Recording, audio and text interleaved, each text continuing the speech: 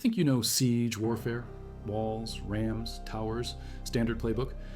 But what happens when you're the one getting surrounded? When 250,000 Gallic warriors come to break your own siege? When you're Julius Caesar with 60,000 Romans, trapped between a fortress and a relief army that outnumbers you 4-1. Welcome to Alesia, 52 BC, the double siege that broke Gaul forever. If you value documented Roman military history like this, subscribe. It's the best way to support our work. Also comment from which city you're hearing this from. This script is researched and factual, using sources from Caesar's commentaries and archaeological excavations at Alesia. Now back to the story. Caesar's in trouble, 7 years of Gallic campaigns, and the tribes finally found their leader, Vercingetorix, young, charismatic, and he's just torched every settlement between the Romans and their supply lines. Scorched earth, no food, no forage, winter coming. Caesar needs one decisive victory or his legions starve. The situation is worse than most realize. Caesar's supply train stretches 400 miles back to Roman Gaul. Every wagon, every grain shipment has to pass through hostile territory. Vercingetorix burned Cenabum, Noviodunum, Bourges, 20 towns in total. The smoke columns visible for miles, a calculated move to starve Rome's greatest general. But Vercingetorix makes one mistake. Instead of staying mobile, hitting Roman columns and melting back into the forests, he consolidates at Alesia, defensive thinking. Maybe he believes those walls are impregnable. Maybe he trusts the relief army coming from every corner of Gaul. Either way, he just gave Caesar a fixed target. September 52 BC, Mount Ossois in central Gaul. Vercingetorix pulls his army back to the hilltop fortress of Alesia. 80,000 Gallic warriors behind walls nobody's ever taken.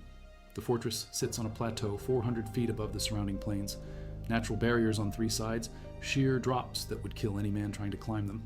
Only one approach from the west, and that's heavily fortified.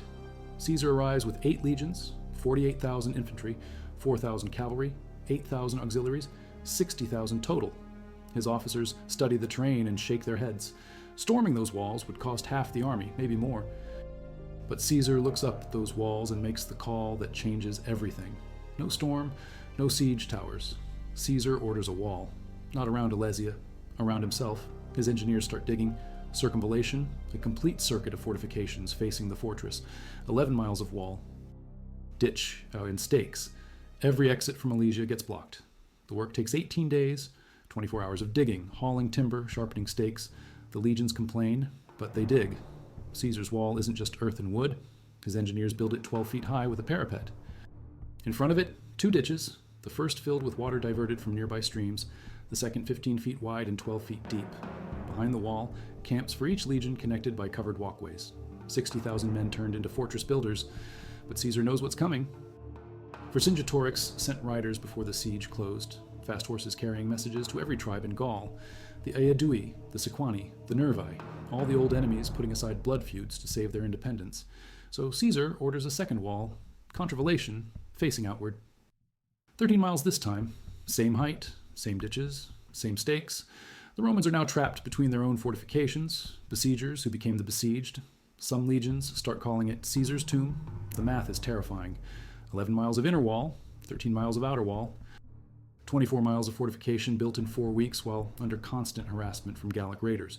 Each mile needs 8,000 stakes, 4,000 cubic yards of earth moved, 200 tons of timber hauled from forests 5 miles away. The engineering effort rivals building a city. October. The relief army arrives. 250,000 warriors from 60 tribes across Gaul, the largest army ever assembled in Western Europe. Led by Vercingetorix's cousin Vercassivellaunus and 3 other war chiefs, Epidorix of the Aedui, Vercassivellaunus of the Lemovices, and Sedulius of the Lemovices, they see Caesar's double walls and laugh, Romans caught in their own trap. What they don't see is the killing ground Caesar built between the walls. His engineers didn't just dig ditches, they planted lilies, concealed wooden stakes sharp enough to pierce horse and man, 5 rows of them, each stake angled to catch a charging warrior in the chest or groin. They dug wolf holes, foot traps 3 feet deep with sharpened stakes at the bottom, disguised with brush and loose earth. They built chevaux de frise, rolling logs studded with iron spikes that would crush anyone trying to fill the ditches. The ground between Caesar's walls became a death trap designed by Rome's finest military minds. Every approach calculated, every killing angle measured. The legions called it the Garden of Death. Inside Alesia, conditions deteriorate.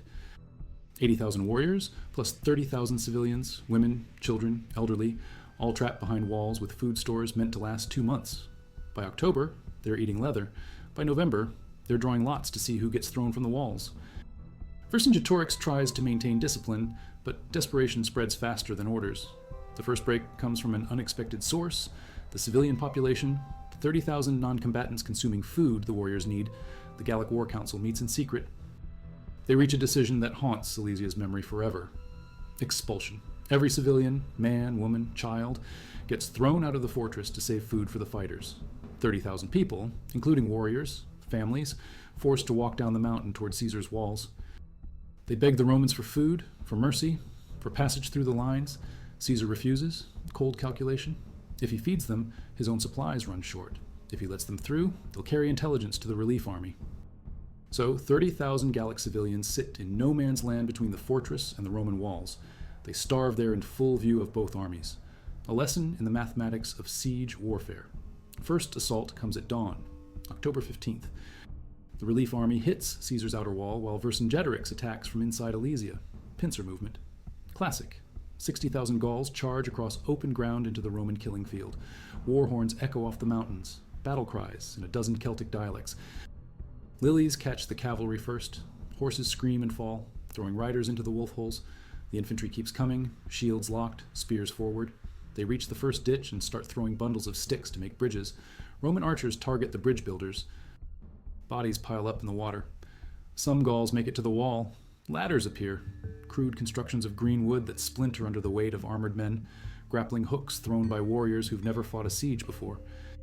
The 10th Legion holds the critical sector, while the 8th Legion reinforces weak points. These are veterans who've stormed Germanic hill forts and British beach fortifications. Roman defensive doctrine emphasizes depth. First line throws pila, heavy javelins that punch through shields and pin them to warriors' arms. Second line fights with gladi, short swords designed for close combat in confined spaces. Third line provides reserves and medical evacuation for wounded. The Gallic assault lacks coordination. Individual courage without tactical planning. Warriors charge the walls where their personal honor demands, not where military necessity requires. Some sectors face 10-to-1 odds, while others see no combat at all. Fighting lasts 6 hours. Dawn assault turns into afternoon slaughter. The Lilies claim 800 cavalry in the first hour. Wolf holes break the charge of the nervy infantry. Chevaux de frise crush the Sequani warriors trying to bridge the outer ditch. When it ends, 4,000 Gallic bodies lie in Caesar's killing ground. Roman losses, 200 dead, 800 wounded. The mathematics of preparation. Every hour spent digging saves 10 lives in combat. Night falls. 60,000 Romans face 80,000 in Alesia, plus 250,000 outside. Food runs low. Each legionnaire gets half rations, 1 pound of grain per day instead of 2. Water gets rationed. The nearest clean source is a stream half a mile from the walls, and Gallic riders hit every water party. Some officers whisper about breaking out. Marcus Antonius suggests a night march south toward Roman territory. Titus Labienus proposes dividing the army. Half holds the walls while half escorts the wounded to safety.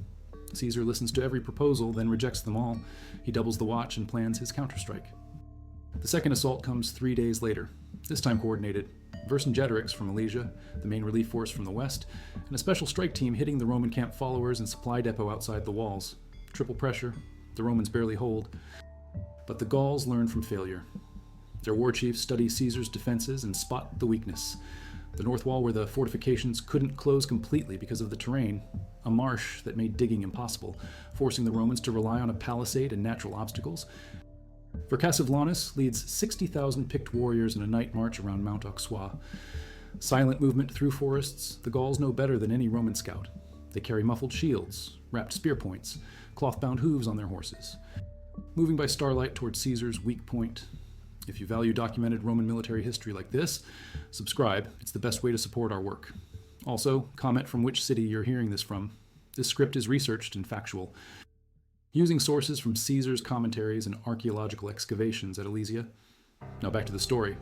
Dawn, October 21st. Triple assault. Vercingetorix leads 80,000 from Alesia. Horns blowing, shields beating, war cries that shake the mountain. The main relief army hits the western wall with 250,000 warriors spread across a 2-mile front. And Vercingetorix strikes the north wall with his elite force. 3 armies, 3 directions, Caesar's walls cracking under pressure. The western assault is a feint, massive but not serious. The real attack comes from Vercingetorix, who breaks through the inner wall at 3 points. His warriors pour into the space between Caesar's fortifications, but the killing blow aims at the north gate. Vercassivlanus hits the weakest section with everything: siege ladders, grappling hooks, fastens to fill the ditches. His warriors carry small shields and long spears designed for close combat. They know this is the moment. Break the Romans here, and Caesar's entire position collapses. The north gate starts to give. Gallic warriors pour through gaps in the Roman line. The 9th Legion, holding that sector, begins to break. Centurions fall, standards waver, some legionnaires throw down their shields and run. Caesar grabs his scarlet cloak, the one every legionnaire knows from 7 years of campaigns, and rides straight into the breach. Personal command? He's 50 years old, gray-haired, but he draws his sword and fights in the front rank like a common soldier.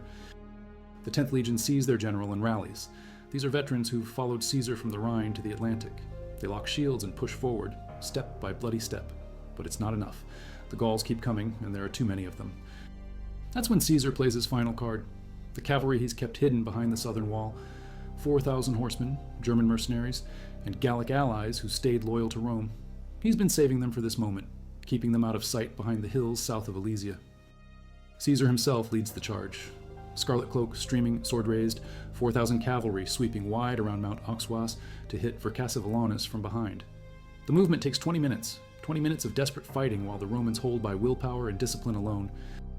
The Gauls never see it coming. They're focused on the breach, Borismaron pouring warriors through the gap in the Roman wall. Then war horns sound from behind them. Horse hooves thunder across the plain. Caesar's cavalry crashes into their rear like a thunderbolt. Hammer and anvil. The hidden cavalry smashes into the Gallic rear while the legions push forward from the walls. Vercassivlanus tries to rally his men, but panic spreads faster than orders. Warriors who, moments before, were celebrating victory now find themselves caught between Roman steel and Roman horse. 60,000 warriors running down the mountainside. The elite of Gaul, handpicked from every tribe, scattered by Caesar's double gamble. They leave behind 12,000 dead, including Vercassivlanus himself, cut down trying to save his standards. The relief army sees their elite unit fleeing and loses heart. 250,000 Gauls turn and run. The greatest army in Celtic history, assembled from 60 tribes across a continent, dissolved in one morning by a Roman trick they never anticipated. Dust clouds mark their retreat, not organized withdrawal but pure panic. They abandon siege equipment, food supplies, wounded comrades. Some war bands break up completely, warriors scattering to their home villages. Others maintain unit cohesion but march away from Alesia as fast as tired legs can carry them. Inside Alesia, Vercingetorix watches his people's hope disappear over the horizon. 80,000 warriors, starving behind walls that became their tomb. No relief coming, no supplies left. No choice. The Gallic War Council meets for the last time. Some chiefs argue for a final sally, die with weapons in hand rather than submit to Roman chains. Others want to negotiate terms, hope for mercy from Caesar's famous clemency. Vercingetorix listens to every voice, then makes the decision alone. Surrender.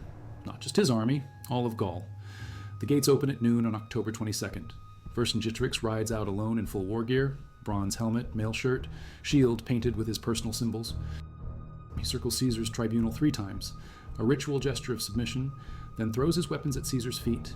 No words recorded, no dramatic speeches, just a young king accepting the end of his people's independence. Caesar orders him chained and loaded into a supply wagon.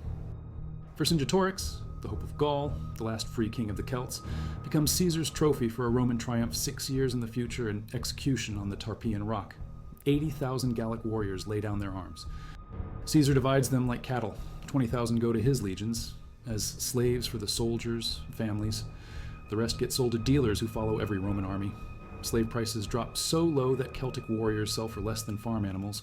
Alesia ends the Gallic Wars, 7 years. 1 million dead, 1 million enslaved. Caesar's own numbers from his commentaries. Gaul becomes a Roman province, generating enough wealth to fund Caesar's march on Rome itself. Celtic independence dies on that hilltop, and with it, an entire way of life. The statistics tell the story. Before Caesar, Gaul had dozens of independent tribes, their own kings, their own laws, their own gods worshipped in sacred groves the Romans would cut down.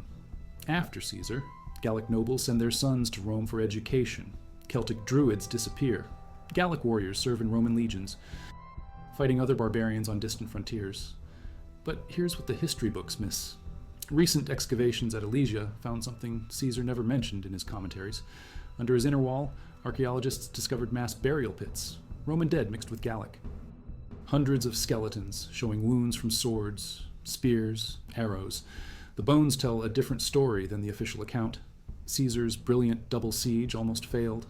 The casualties were massive on both sides. The north wall held by margins measured in minutes, not hours. If Vercassivellaunus had broken through 15 minutes earlier, before Caesar's cavalry arrived, Roman history changes forever. The dig also revealed the truth about those 30,000 civilians expelled from Alesia. They didn't just starve in no man's land. Many tried to escape through the Roman lines. Others attempted to reach the relief army. The bone pits contain women and children alongside warriors, evidence of the slaughter Caesar ordered but never recorded. One more discovery haunts Mount Auxois. In 2006, French archaeologists found a Gallic sword buried near the main gate. Celtic craftsmanship, exceptional quality, with an inscription in Latin letters, Vercingetorix Rex, Vercingetorix the King. Not thrown at Caesar's feet, but hidden by someone who wanted future generations to remember. Victory. But at a price Rome never admitted. The genius of Alesia wasn't just tactical, it was the greatest propaganda victory in military history.